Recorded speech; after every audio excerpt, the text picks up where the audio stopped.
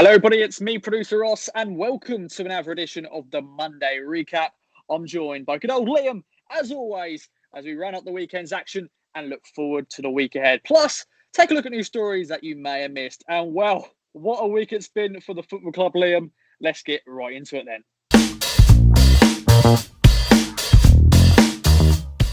So, Liam, let's get right into the game on Saturday. A goalless draw, back-to-back goalless draws at Portman Road, this time against Oxford United. 7 changes for Paul Lambert. Of course, a lot of things going on before the game in the week. A lot of things. Well, it was mad. It was just madness. But yeah, your thoughts on a draw against Oxford? They're an informed side in the League One at the moment, but we've got a point against them at Portman Road. Take it away. Well, I think there was more kind of entertainment off the pitch this last week than we've seen in the last 280 minutes. The Oxford game, it was better. I thought there was a lot more threat in an attacking sense, and really should have scored a few goals, but didn't take the chances when they came, and could have been that Oxford could have snatched it late on. They looked the stronger side. In isolation, not a bad point. As you say, they're the form side. They really have steamed up the league like a train since we played them in the first game, where we were in the playoffs, I believe, and Oxford were down in 19th, 20th. And I think the points gap was quite big as well at the time. So suddenly they're above us. They're the more likely looking like the playoffs, and we're just floating where we've always been, which is pretty much mediocre, mid-table. So in kind of that isolation, a point, maybe not a bad result, but Town need more than points now. They need to win games. They need to grab momentum. And when we say it was a better performance, I mean, we are basing this against the absolute drivel that was served up on Tuesday night against Northampton. So the bar wasn't very high. Let's say that. So anything was more of an improvement on that. We're sitting 12th in League One. Not good at all. This week has been, or last week was mental. It started off on Monday. Of course, Blue Action with their protest at the training ground, flares, Lambert out, and all that jazz, as I always say. Then we had the goalless draw against Northampton, and then other news stories going out. Your take on the Blue Action protest? We haven't actually spoken to it in depth yet on the YouTube channel. So it'd be good to hear your thoughts on the protest. And do you agree with it? Do you disagree with it? Are you on the fence? Little pun there. And also, how long do you think Lambert's got in terms of the results recently? He's going to have that meeting with Evans, or has he had it already? We don't know. But yeah, your take on what happened last week with Blue Action, and of course, national talk sport were talking about it. All the national were talking about it. It was Town were back in the national news. Well, I mean, the first thing I would say is that I've seen some people suggest that Ipswich has become a laughingstock, but who's actually laughing at Ipswich? This is the problem. Ipswich have become the club has become so low now, and it's just become so far away from being relevant that no one's actually laughing at Ipswich apart from our own fans and probably them lot up the road who are having a good laugh about it. Pretty much on a national front, you're not going to see many people really caring about what's going on at Ipswich Town. So for the week to have been had, where Ipswich have had quite a lot of national press, it can only be a good thing, because the thing is, the club have to be held to account for what's happening. And when I say the club, this goes up to Marcus Evans. He has to be held accountable of what has happened over the last 20 years. And that's not 20, sorry, 13. 13 years in his tenure as the owner. And the fact is that we talk about Ipswich being quite and Suffolk itself being quite a sleepy county, and the fans are pretty quiet, pretty harmless. There's not that you don't see, and we've seen people say that when Ipswich fans start doing things as we've seen this week, then you know that there's something really wrong. And look, COVID has completely thrown a curveball into everything, because if fans were in the stadiums, then we would be seeing probably the same amount of vitriol that we got at the end of that Fleetwood match last season, just before the season came to an end.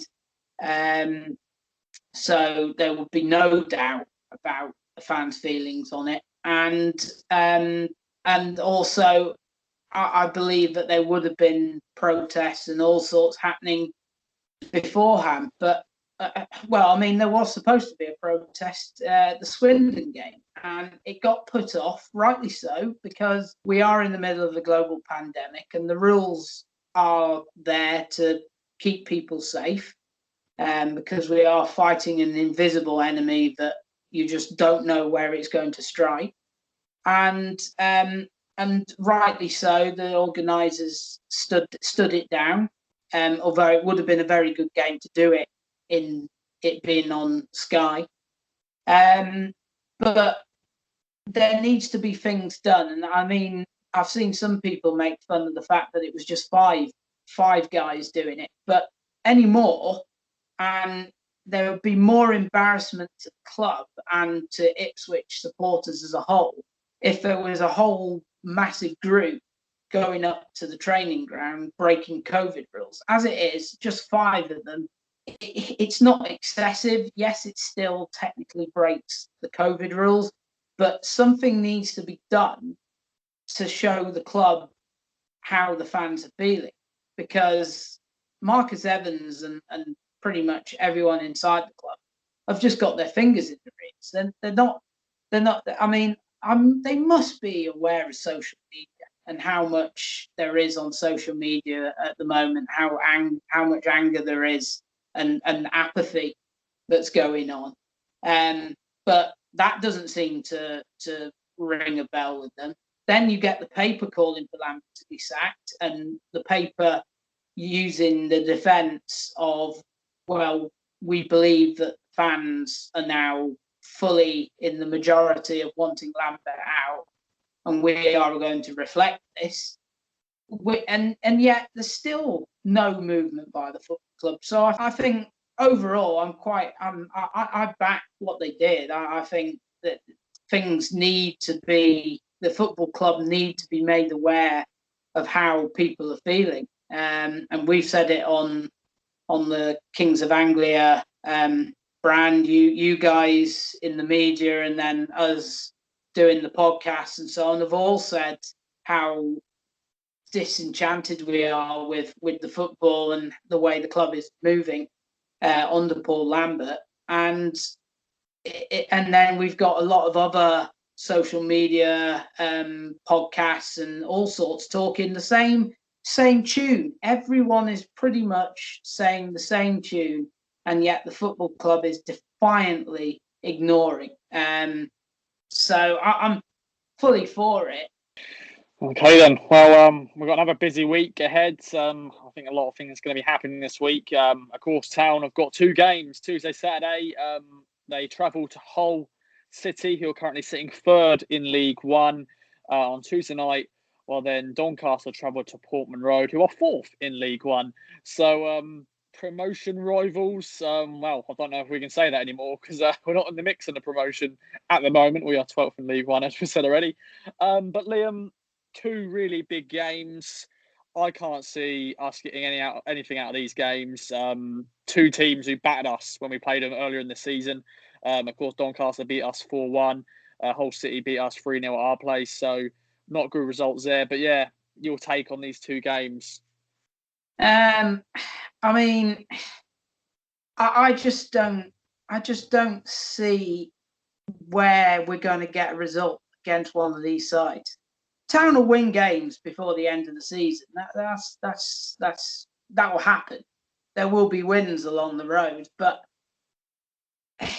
I mean, it's got to the stage now that even if Town win one of these two, or even win both of these games, that you still don't feel that it's going to be enough for Town to do anything.